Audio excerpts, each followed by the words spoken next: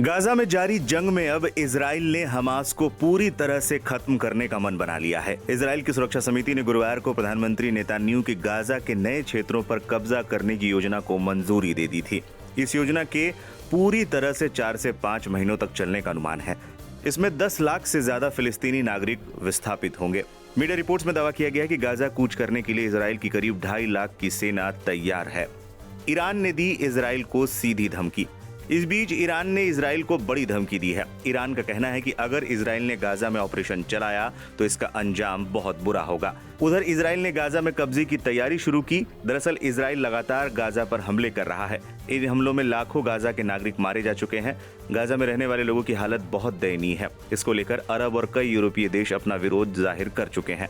अब ईरान ने इजराइल को सीधी धमकी दी है कि अगर गाजा पर कब्जे का कोई भी ऑपरेशन चला तो वो चुपचाप ये होते देखेंगे नहीं। ईरान का कहना है कि इजराइल गाजा में यहूदी बस्ती बसाना चाहता है, ये उन्हें मंजूर नहीं है। अगर इजराइल अपने कदम पीछे नहीं हटाता है तो इसका अंजाम बहुत बुरा होगा। गाजा सिटी पर कब्जा और सैन्य रणनीति। इजराइल की सुरक्षा कैबिनेट ने 8 अगस्त को एक ऐसी योजना को हरी झंडी दी जिसके तहत इजरायली सेना गाजा सिटी पर कब्जा करेगी, जो गाजा पट्टी का सबसे बड़ा शहर और हमास का प्रमुख गढ़ माना जाता है। इजराइल का दावा है कि वो गाजा सिटी को अपने कब्जे में लेकर हमास को पूरी तरह से खत्म करना चाहता है। नेतन्याहू ने भी कहा है कि हम गाजा पर कब्जा नहीं करेंगे बल्कि इसे हमास से मुक्त करेंगे। दक्षिण गाजा में विस्थापित करने की तैयारी। इजरायली प्रधानमंत्री बेंजामिन नेतन्याहू अपने 2.5 लाख की सेना के साथ गाजा कूच करने की तैयारी शुरू कर दी है। बताया जा रहा है कि इस ऑपरेशन के तहत 75% गाजावासियों को दक्षिण गाजा में विस्थापित किया जाएगा। प्रधानमंत्री बेंजामिन नेतन्याहू की गाजा की मुख्य सिटी में यहूदियों को आबाद यानी बसाने की योजना है। गाजा में मानवीय संकट पहले से ही बेहद गंभीर है। इजराइल हमास युद्ध अक्टूबर 2023 में शुरू हुआ था और अब तक 61,000 से ज्यादा फिलिस्तीनी मारे जा चुके हैं और 1,52,000 से ज्यादा लोग घायल हुए हैं। गाजा सिटी सहित गाजा के अधिकांश हिस्से तबाह हो चुके हैं। गाजा के स्वास्थ्य मंत्रालय के अनुसार पिछले 24 घंटों में ही 11 लोग भूखमरी और कुपोषण से मर चुके हैं, जिससे ऐसी मौतों की संख्या 200 के पार हो गई है, जिसमें 98 बच्चे शामिल हैं। गाजा सिटी में करीब 9 लाख लोग रह रहे हैं, जिनमें से कई पहले से ही विस्थापित हो चुके हैं। इजराइल की योजना से बड़े पैमाने पर विस्थापन का खतरा है, जिससे कई देशों ने मानवता के खिलाफ अपराध बताया है।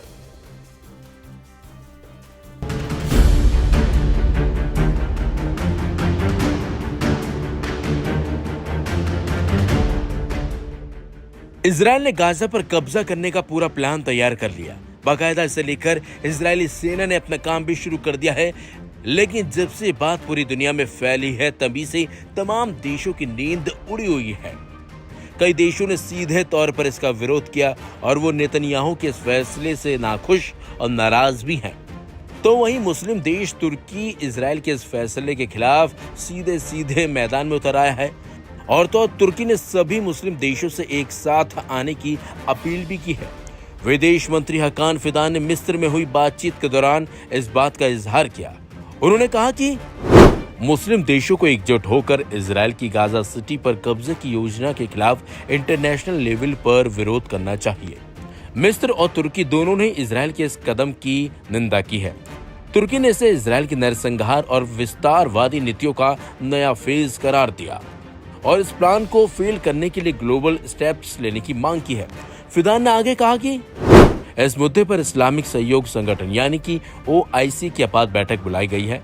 इजराइल की नीति का मकसद फिलिस्तीनियों को भूख के जरिए उनकी जमीन से बेदखल करना और गाजा पर परमानेंट कब्जा करना है। अब सवाल उठता है कि आखिरकार तुर्की क्यों मुस्लिम देशों को इकट्ठा करना चाहता है। दरअसल मुस्लिम देश तुर्की चाहता है कि सभी मुस्लिम देश एक साथ आए। विदेश मंत्री हकान फिदान ने शनिवार को मिस्र में हुई बातचीत के दौरान इस बात का इजहार भी कर दिया है। उन्होंने कहा कि मुस्लिम देशों को एकजुट होकर इजराइल की गाजा सिटी पर कब्जे की योजना के खिलाफ इंटरनेशनल लेवल पर विरोध करना चाहिए। Aim right, achieve big. At KR Mangalam University, we provide you the platform to turn your dreams into reality. At KR Mangalam University. Fidan का कहना है कि किसी भी देश के पास इजराइल का समर्थन जारी रखने का कोई जायज बहाना नहीं है और इस मामले को लेकर इजराइल ने कहा कि उन्होंने भुखमरी की कोई भी नीति का इस्तेमाल नहीं किया। इसके साथ ही इजराइल ने कहा कि इस जंग को खत्म करने का तरीका हमास का आत्मसमर्पण करना है वहीं मिस्र के विदेश मंत्री अब्देल आती ने कहा कि आज जो हो रहा है वो बहुत खतरनाक है, न केवल फिलिस्तीनी जनता या पड़ोसी देशों के लिए। उन्होंने इजराइल की योजनाओं को कबूल न करने वाला बताया। उन्होंने ओआईसी मंत्री स्तरीय समिति के जरिए शनिवार को जारी बयान का जिक्र किया, जिसमें इजराइल की योजना की निंदा की है। ओआईसी समिति ने इजराइल की योजना को बेहद खतरनाक और नाकाबिले कबूल इजाफा, इंटरनेशनल कानूनों के खिलाफ वर्जी और अवैध कब्जे को परमानेंट बनाने की कोशिश करार देते हुए वार्निंग दी है कि अमन की किसी भी संभावना को खत्म कर देगा। मिस्र, कतर और अमेरिका के मध्यस्थ दल कई महीनों से इजराइल और हमास के बीच युद्ध कराने की कोशिश कर रहे हैं, लेकिन अब जिस तरीके से तुर्की ने मुस्लिम देशों को एकजुट होने को कहा है, उससे कहीं ना कहीं इजराइल की परेशानी और वो प्लानिंग भी फेल होने के आसार बढ़ सकते हैं। 12 दिनों तक ईरान और इजराइल के बीच हुए भीषण युद्ध को रुके हुए 2 महीने का वक्त होने जा रहा है, लेकिन तनाव अभी भी बरकरार है। हमले तो रुक गए, लेकिन इन हमलों का खौफ अब तक बना हुआ है। इजराइल लगातार अपनी खुफिया एजेंसी मोसाद की मदद से ईरान में अपनी कार्रवाई जारी रखे हुए है। वहीं ईरान भी मोसाद के एजेंटों को पकड़ने के लिए पूरा जोर लगाए हुए है। ईरान की सुरक्षा एजेंसियां इजराइल के हमले के बाद से ही मोसाद के एजेंटों को पकड़ने के लिए अभियान चलाए हुए है। ईरानी एजेंसियों ने जून के बाद से ही दर्जनों एजेंटों को पकड़ा है, साथ ही कुछ को मौत की सजा भी दे दी गई है। ईरान की न्यायपालिका की ओर से सामने आई खबर के मुताबिक हाल के महीनों में मोसाद जासूसी एजेंसी के 20 संदिग्धों को गिरफ्तार किया गया है। साथ ही चेतावनी दी गई है कि उनके साथ कोई नरमी नहीं बरती जाएगी और उन्हें एक उदाहरण बनाया जाएगा।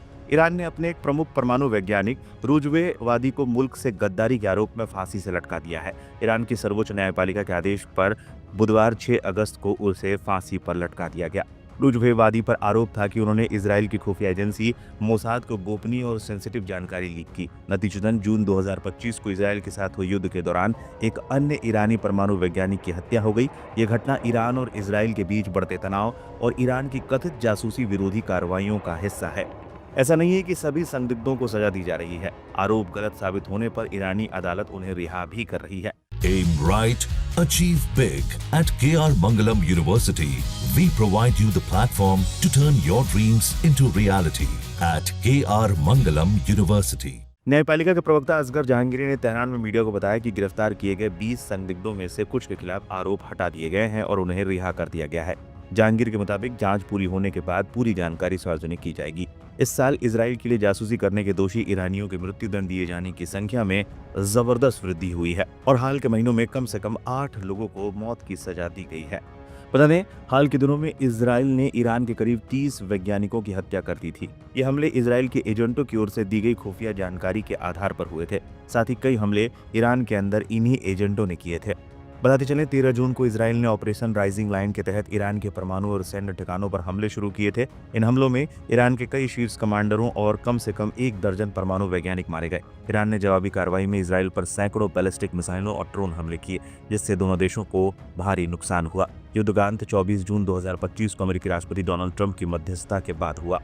युद्ध के बाद ईरान ने इजराइल के लिए जासूसी करने के संदेह में कई लोगों को गिरफ्तार किया और त्वरित सुनवाई की प्रक्रिया शुरू की। रुजवेवादी की फांसी इसी अभियान का हिस्सा है। ईरान ने दावा किया है कि इजराइल की मोसाद एजेंसी ने देश के भीतर एक व्यापक जासूसी नेटवर्क बना लिया है, जिसके कारण युद्ध के दौरान सटीक हमले संभव हो सके। मानवाधिकार संगठन के अनुसार युद्ध के बाद ईरान ने कम से कम 823 लोगों को राजनीतिक या सुरक्षा संबंधी आरोपों में हिरासत में लिया था, जिनमें से कई पर मोसाद के लिए काम करने का आरोप है। युद्ध के दौरान और उसके बाद 700 से अधिक लोगों को गिरफ्तार किया गया, जिन पर मोसाद के साथ संबंध होने का संदेह है। ईरान का कहना है कि गिरफ्तारियां देश की सुरक्षा को सुनिश्चित करने के लिए जरूरी थी, क्योंकि इजराइल ने उसके परमाणु कार्यक्रम को नष्ट करने के लिए कई बार हमले किए हैं।